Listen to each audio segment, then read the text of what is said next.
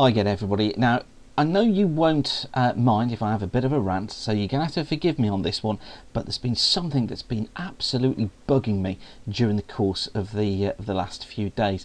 You might have seen some reports in the press last Thursday about a report that came out from the House of Commons Transport Committee about the snow event of last winter, and the sheer audacity, the idea that the Met Office have been offered £10 million or want £10 million in order to improve their seasonal predictions.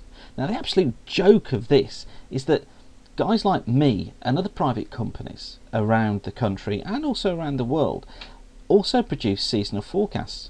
The difference is that if our seasonal forecasts are wrong, or when our seasonal forecasts go wrong, any clients, any customers such as you, have the opportunity to turn around and say to us, no thanks, we're off. We're going to go to Joe Bloggs down the road and we're going to choose him or her to provide our seasonal forecasts.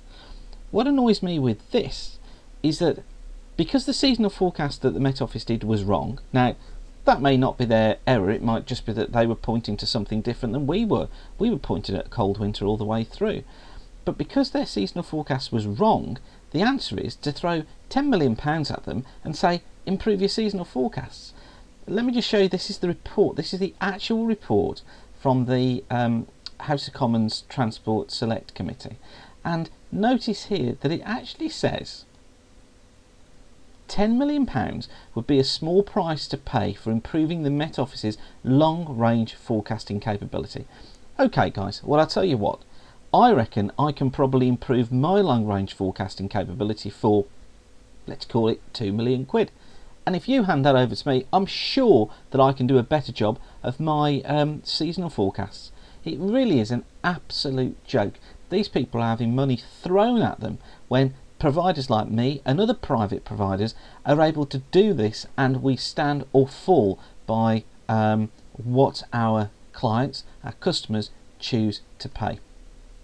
Now, I've got some sympathy with the Met Office. I have all the way through, and I have no problem with the Met Office particularly. I think they should be a research organisation, and I certainly don't think they should be involved in challenging the private sector in any way, shape or form. They should provide public forecasts, they should be the only place that provides severe weather warnings, but this is just ridiculous. Our seasonal forecasts are based on things like this.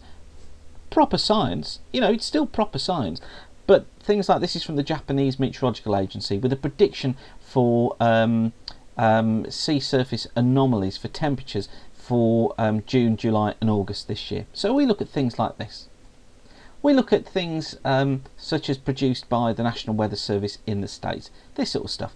This is the prediction for each of the 3 monthly sections going up until February next year. Now, of course, you can treat it as you will, and of course treat it with a pinch of salt, but this is data that's now starting to become available to us to be able to make predictions, better predictions about what the overall season is going to be like. Very early stages, but for companies such as utility companies, etc., it's very important information. We'll look at things like the sea surface temperatures. These are the anomalies as they stand at the moment around the globe, and we bring all this data in together to produce our seasonal forecasts. Oh, and we also look at analogies as well, so we look back and see when the weather patterns globally have matched the weather patterns that we're in now, and that's how we produce our forecasts. And then if our forecasts are wrong, customers go somewhere else. What we don't then turn around and do is go along to a committee or expect a committee, well actually that's unfair to them because they didn't expect the committee to do this, I don't think for a moment. I think it's that government itself actually thinks that they'll throw £10 million at the Met Office because the Met Office are the only people who could possibly do this. I think it's an absolute joke, and if you feel like I do about it, you'll get in touch with your MP and you'll tell them, please don't spend £10 million of my money, of the public purse, on the Met Office. Why don't you put it out to tender and see what other companies can do?